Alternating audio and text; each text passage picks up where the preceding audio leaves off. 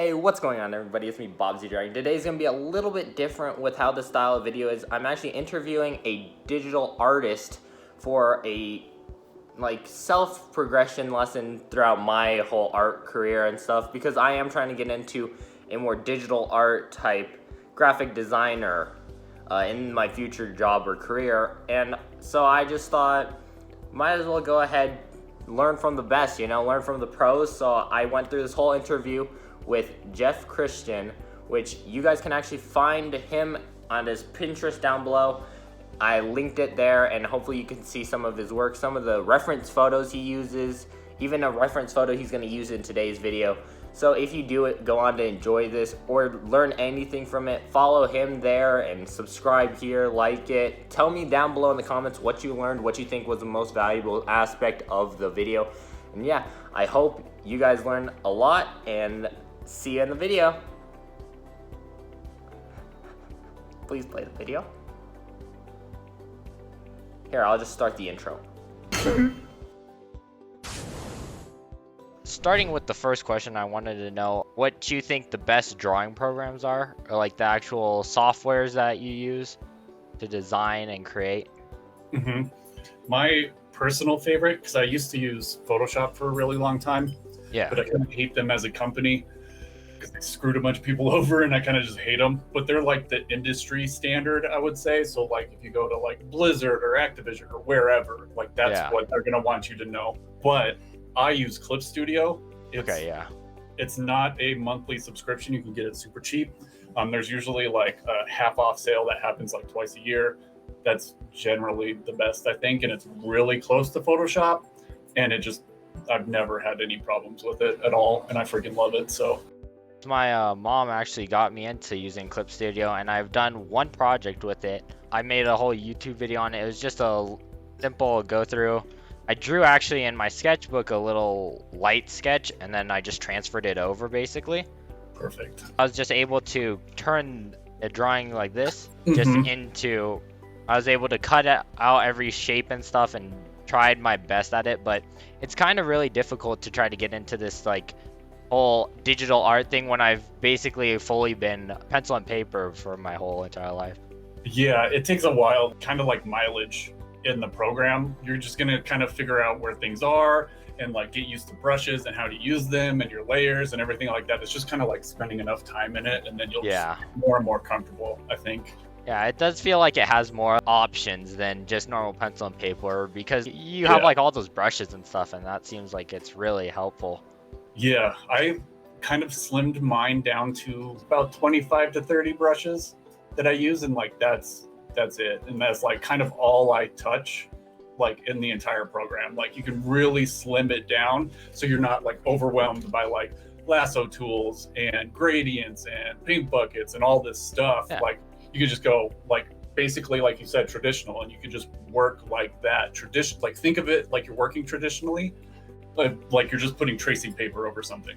You know what I mean? With each new layer, and then just go like that. And I think that'll help. It's just getting into it. It's really like so much there that I want to do. It's just actually figuring out how to use it firsthand. It's a little bit difficult as of right now, Yeah, it's really overwhelming with the whole process. Like I was trying to, when I was trying to do that first digital art that I ever did, I wanted to actually texture the pants with like some sort of jean brush or something. I was figuring all that, how to create your own brush, and that was really complex and stuff. And yeah, it's super hard in Clip Studio. I haven't even tried. I was like, nope, all right, I'm just gonna go with what everybody else made, For like textures like that, you can just like pull pictures off of Google or something, like a simple picture of jeans, and then put it into Clip Studio and just cut out that jean texture and like just pull it off of the picture and turn it black and white, and then make it a soft light layer or an overlay layer, and then just bring down the transparency, like the opacity on it, and it'll like give it that sort of texture on top of your flat color. And then you can mess with like the transform tool and kind of like warp it to where it needs to be, and it'll help. I might try to look into that doing later projects, because that, as I said, that was my first and only project so far, just because for me, I have to use the blue light glasses and all that, and my eyes kind of like get tired after a while. So I feel you. Yeah, I'm basically switching to all traditional now. Like I'll do my thumbnail sketches and like some of my drawing bits in digital and stuff, but then I take it all to like oils and traditional, and just because I hate being on the computer that long, you know, like I work all day on the computer, I just don't want to be on it anymore. And it's nice to have like that actual painting that you have, you know. That makes sense. And most of my other digital arts have just been like photoshopping like different thumbnails and all of that, making cutouts and all that, and that wears me down so much. That's so much fatigue with that. Like, and I don't even do like such crazy things, and it's already so fatiguing at that point. Just getting down into every little pixel. Yeah. We're gonna go on to the next question. I wanted to ask you, what are your best tips for marketing yourself? Like to actually get your art out there, to get people to want to commission you per se? That's difficult. Everybody's a little bit different. Like most of it is connections, like meeting other artists, because then you're gonna pull clients from them, like if you're friends with them, and vice versa. Like you'll be able to send them work and stuff like that. There's a whole bunch of different sites you can go to like do freelance opportunities and stuff, but those kind of suck because you're gonna be doing tiny projects for little to no money, and it's not really worth your time, you know? Okay, yeah. There's always like grabbing art directors' emails and sending them work, but for that, you're probably not there yet. You want to be very laser focused when you talk to like art directors and stuff. Okay. But even just like social media for like DeviantArt, signing up for that would probably be good for you. Places like that, ArtStation would be good too. Like, and they have their forums set up too. So meeting people in there and kind of getting feedback and giving people feedback, that's probably the best, I think, to go about now.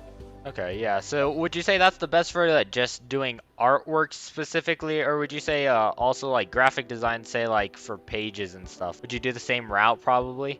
I think graphic design is probably going to have their own spaces, I would expect, because like ArtStation and DeviantArt is primarily just like drawing, painting, photography kind of stuff.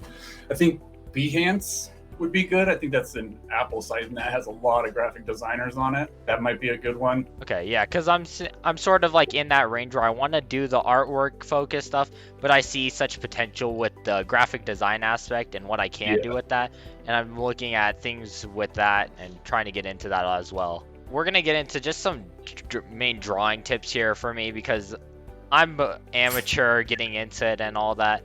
I'm not like the crazy best or whatever. How do you draw based off of a commissioner's description? Like, what do you really try to capture whenever you see like a huge paragraph full of stuff that you have to draw for? I always try and break it down. What story is it trying to tell? Because it's all, for me, all about what story or what emotion you're going to be trying to convey through the image itself. And then after that, it's kind of like, well, what exactly do I have to have in the picture? Like, how many characters? What's the setting? Is it night or day? Stuff like that, you know what I mean? Okay. And breaking it down into those like little pieces definitely helps. And then I just start thumbnailing like little itty bitty tiny drawings to try and just work out the overall picture of it. And that's one of the biggest things is thumbnails, just always doing like little tiny drawings for a bigger picture, because if it works this small, it'll work this big, you know? So that definitely helps. And reference. I always use reference. Don't let anybody tell you reference is cheating, like they told me. Yeah, I definitely do see there's two sides of the reference thing, and I definitely do see the reasons for reference. I do like using reference a lot. Yes. Yeah, don't trust anybody that says that to you. Everybody uses reference. All the pros use reference. Like, just do it now. Get into it early. Yeah, I'm trying to get into it to learn like more anatomy type stuff. It's really difficult right now. Very. Yeah, like learning facial features, which is the next question I was gonna ask you, was like hair and faces. How do you go about approaching them?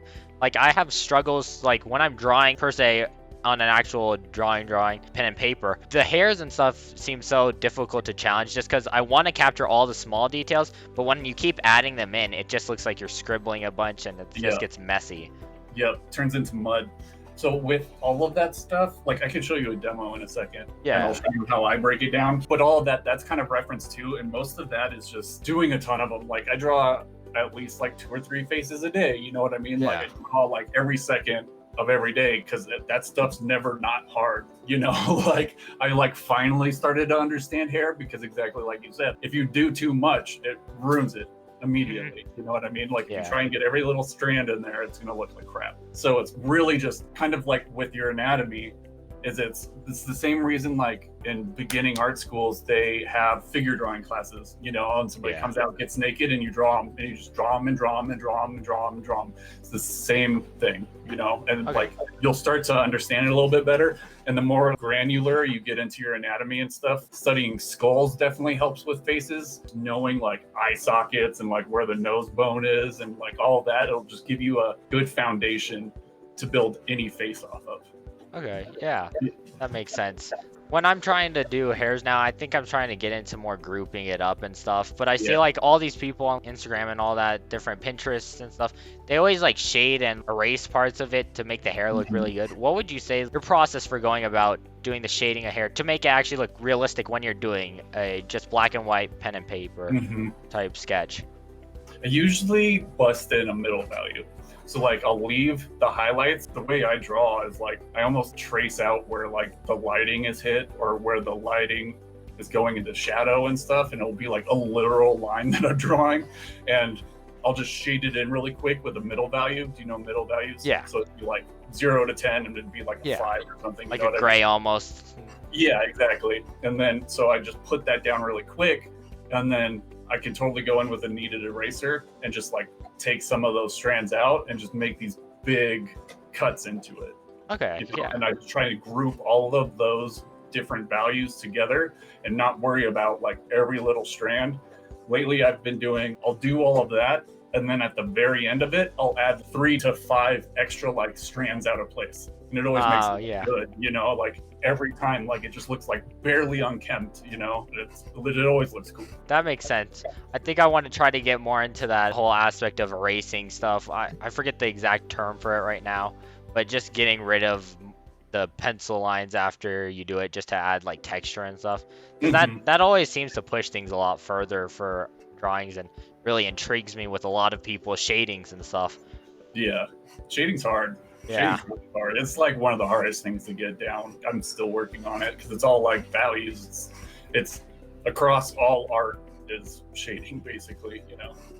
Would you say you're more accustomed to crosshatch shading or just your average, so like comic book shading, or like just normal like smooth shading through colors and stuff?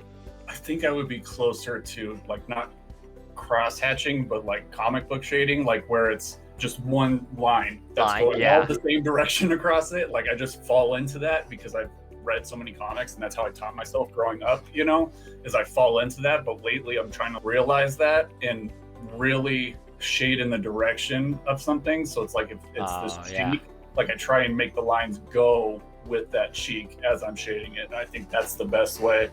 I think it just looks cool. I don't know. It's all preference. Yeah, that's definitely probably one of the things I'm focusing on now, because I'm not exactly, I haven't found my exact art style, but I do like the comic book cross-hatching, all of that stuff, and I do feel I want to get into more geometric, harder cornered like drawings, you know? That's cool. Yeah, I've done sketches where it's like I've done a samurai guy or whatever, and I just try to make all the parts of him look more angular. For some reason, it just feels easier for me. I don't know if that makes sense. That's like Mike Mignola. Do you know who that is? No, I have no. He made Hellboy. Oh, yes. Okay. Yeah. And all of his stuff is very like boxed out, and all of his shapes are like really big and cool looking. He's a master. He's awesome. Yeah, like, so I have the drawing, and a lot of it corners and like really harder line work and stuff. It's not as smooth, because I feel like whenever I'm getting into the smoother aspects, I'm getting into more feministic body, and I want to try to do that to distinguish myself in those spaces. But at the same time, it's so hard to get that smooth lines and stuff, so I'm just more accustomed to doing the males like really rigid and stuff like that. What would be your advice for getting into actually proportioning things correctly? If you can make a nose good, you can make a mouth good, but if you can't proportion it right, it just fails like the entire project, and you have to erase that whole section again, like I've done countless times. There's a couple things. Basically, that comes down to studies. of just realizing where things kind of go and just like feeling it and knowing it. Like your anatomy is kind of part of that. And like those studies, like you just want to do studies like constantly all the time, like paint a portrait, draw a portrait, paint a full figure, paint somebody in clothes, paint people touching, you know, skulls, all that stuff. Yeah. Like you just want to do that like as much as possible because it'll help with that. In particular, like if you're talking like fitting something onto a page, I had a really huge problem with that, like for a really long time, where I'd like started drawing and then it would end up going off of the page. Yeah. I don't have room. Like, so now like that's always my first step is like I like just stare at the white page and like almost make these like lines that nobody can see. They're imaginary lines, and just like give myself like the biggest shape possible of like this is how big it's gonna be. Like here's the head, shoulders. It's gonna fit right here on the page, and just see it before I even start, so I can get that big shape in there. So I know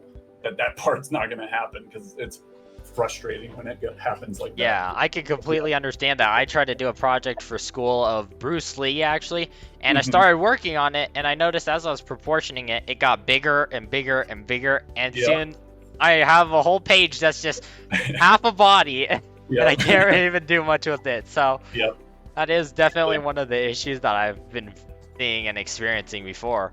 But like I said, that whole proportioning thing, I get into. I actually started drawing the other last night or something, and I went over a mouth 5 times because I couldn't figure out how to proportion it right. Like I drew it good looking once, and then I saw the whole picture with it, and it just looked too small at that point. Yeah.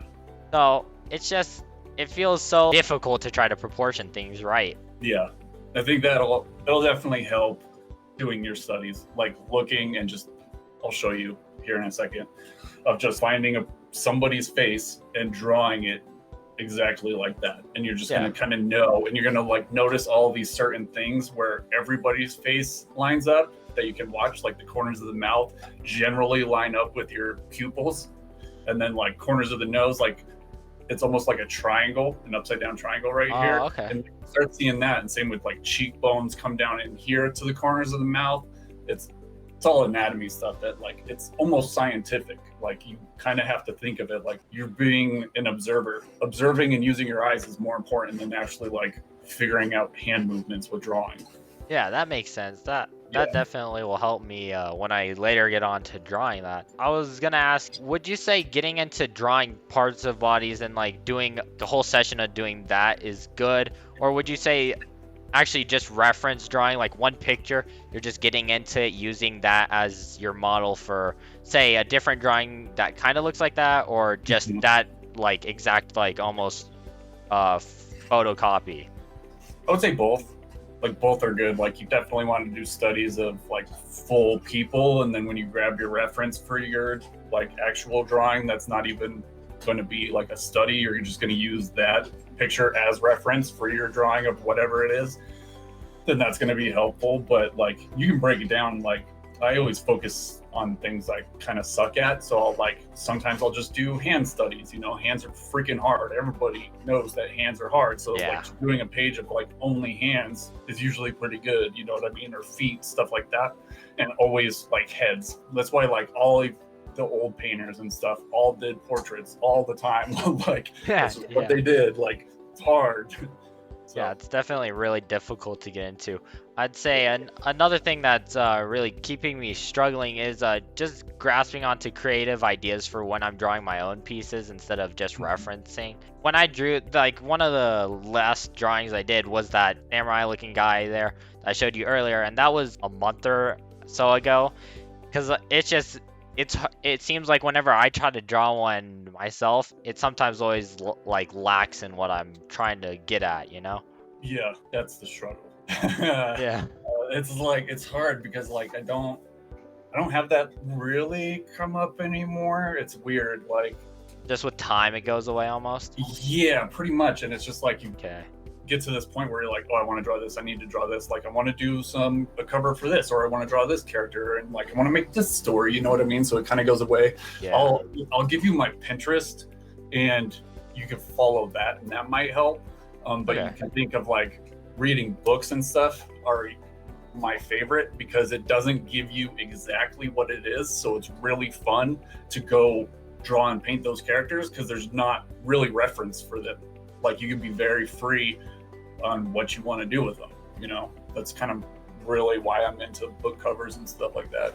That actually gives me some ideas for later things I could do, but I would always have ideas and I'll go into my journal and then I'll just draw like down to a quick sketch or whatever and save it for later, honestly. But then when I get to it, I'm like, okay, now how am I going to actually approach this in a more professional style where I'm going to actually make it look decent, you know? Yeah, it's hard. So difficult for me. I think, yeah, you're right. Just with time, honestly, I just need to take to get into it. Like, again, with females, I'm more accustomed with females drawing references based off of them fully. And then the anatomy of men and stuff, I feel like I could do that just pretty easily drawing it normally without feeling like anything's too out of proportion. Yeah, I feel you. That's kind of the reason I went to art schools, because I sucked at drawing and painting girls, and I was like, I don't know how to do this. And went to art school for it. Dropped out, but hey, I can draw and paint girls now. Yeah, I guess that's what matters. Yeah. Go to art school, get me some basic anatomy lessons, I'll be set. Exactly. Yep. Yeah, I think all in all, I just need to get more experience and more time on it because I'm getting back into it, but like I had a long period where I was just like drawing. It felt like I didn't have time enough for it, and then when I did have time, it was mostly resting time, like after schools and stuff over, and I'm like, I just feel fatigued and stuff. But I'm getting more into it right now, and I hope that I could continue working on it because I am seeing progress, or at least me having more of a desire to get into drawing and actually trying to maybe use that for digital art and try that route and aspect later on to grow my experience tree. Yeah, the biggest thing I would say is try and draw every single day. Like, even if it's like 30 minutes, like, or if you need to like set a reminder on your phone or do anything, like getting into that schedule of like when you don't draw on a day, it feels weird and you're like, oh God, I need to go draw. Like, I don't feel right. Yeah. That's by far the best thing you can do, is because, and like, you're so young that it'll really push you ahead of everybody. Like, and I keep telling my daughter this, I'm like, you're already good. Like, if you just do it every day, like, you're going to come out of high school and you're going to be like almost ready to join. Like, as long as if you could do that and find that passion and go for it, then it's the best thing I think you can do. Yeah, like I have this friend, she's really into all that stuff, drawing, and she's like the person who I go to for a partner drawing and stuff like that. And she just draws every day, and I want to get into that habit more. And she's like, yeah, it really helps her just focus down on it. She does it 30 minutes here and there just because she enjoys trying to get down to the every detail and trying to do it so that she could proceed to get better and all that stuff. Yeah, it's great. You'll never be bored again. Now, would you say that when drawing, do you like normally compare yourself to other people in the aspect that you take designs that they do and kind of implement it to yours, or do you just see what they do wrong, or do you do any of that type of stuff to build onto your own artwork? I definitely used to, and that's another thing that I'll like exercise I'll give you is doing like master studies, finding your favorite artist and like literally like taking their art right here and then trying to draw it, like just looking at it and trying to draw it. Like, those are great exercises, but I never like go and grab somebody's like actual character design or their composition or anything like that. It's usually more so about how they approach something, like how they painted their clouds or how they handled this texture on somebody's shirt, like stuff like that. Like, you want to pull, and even like color compositions when you get to that point is a pretty good thing to just rip off of people, like even if it's old masters and stuff. And it's because color's hard, man, so nobody's gonna know. It's not the same. So yeah, I think I've stolen a lot of shading techniques from like YouTubers and stuff that I watch. All the really big ones, like box office artists and like ZHG, all of them do like really good cross hatching and stuff. And I really find that interesting because there's so much you could put with cross hatching. You could do just a bit of it and it'll still somehow make it look like it's such a big gradient and variance. Yeah, it's crazy. See, so this is what my clip studio looks like. There's a lot going on that left-hand side. Yeah, right. But I don't really use any of it. I really only use this one, and that's it. So that's like all of the brushes I use ever. Dang, okay.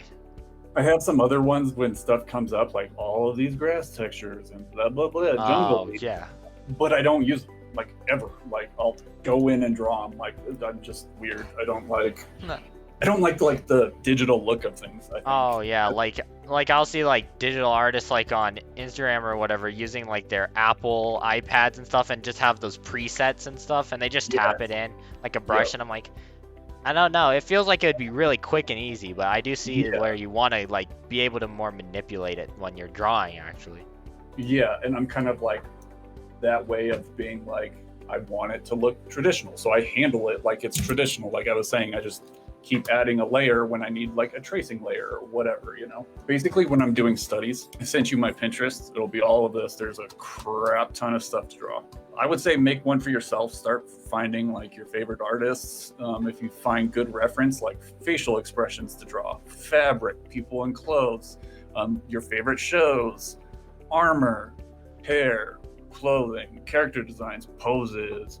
I've been really into vintage, so I'm gonna probably draw some of that for you. Ninja Turtles, like, have Ghibli stuff in here, Viz Dev, animation, just a ton of stuff, right? So it'll at least get you started out. You do this traditional or digital, doesn't really matter. Probably a good thing to do to like get you familiar with Clip Studio. So I always start out real light. Like, I bet you can barely even see that. Yep, barely could see it. Yeah, and that's just something I learned because I only drew in pencil and I always started like that, you know what I mean? And I always erase it, like, and they were always there. So now I have a problem of always going too light and I always have to darken things up at the end, but I never have that problem of having crappy eraser lines. So I always start out with the head like most people do. And like I said, like I'm thinking of this being in here, like the way she's in a box, right? Yeah, the same sort of size that she's in. Yeah, and it helps that it's like kind of right here. Like you can even do that when you're like doing your studies, right? To help you think about the outside of her hair. Now in here, like I always think about this. Like you could see this shadow, right? Like everybody's gonna have that the way this eye socket goes in. Everybody's gonna have that. The shadow under the chin, everybody's gonna have that. So I always see this stuff first, but I don't know, it changes from thing to thing. It's just like you just kind of feel it out, and none of this is like precious, right? Like we can just take the opacity down, do a whole nother drawing over the top of it. Like try and as hard as you can not to be precious about your drawings.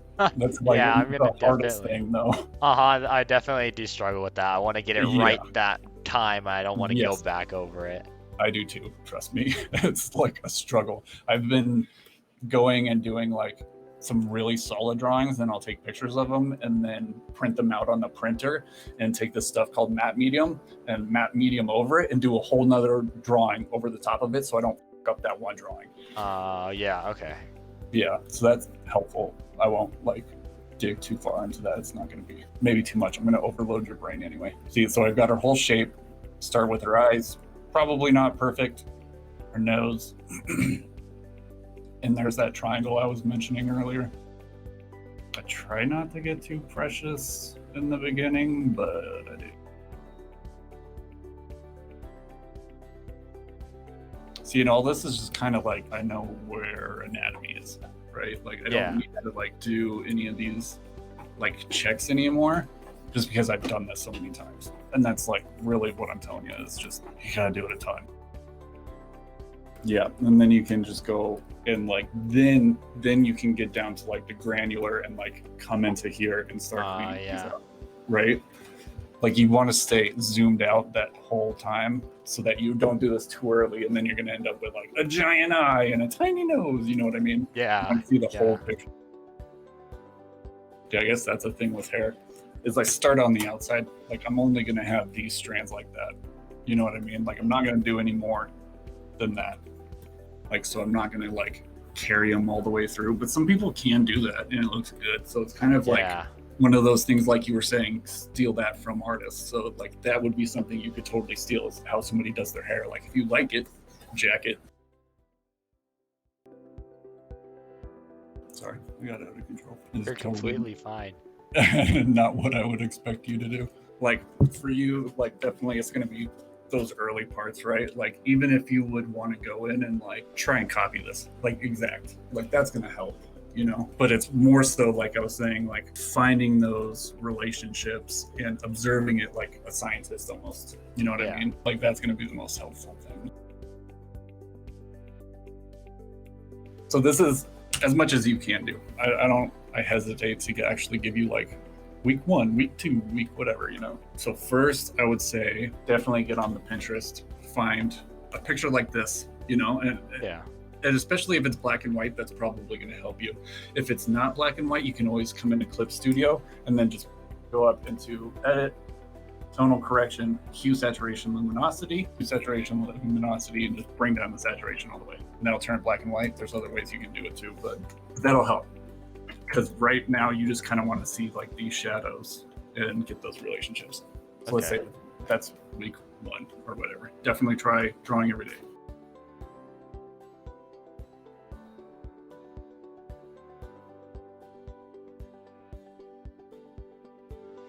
Yeah, there's more stuff, but we would need to go over it. So let me know how you do with that after that, and then we can always revisit. Okay.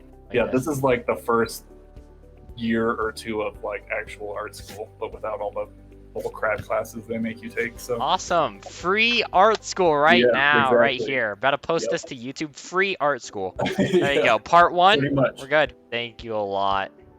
Yeah, for sure. No problem. I'll talk to you later, okay? Yep. Have a nice day. You too. Okay, well, you guys can't really see me, but that's gonna be it for today's video. Just a little part 1 to my drawing adventure. I'll show you guys how it goes throughout the weeks that I actually do this. Hopefully, school doesn't play too big of an issue coming up. But I will see you guys later in another video, and peace out from Bobsy Dragon. Bye.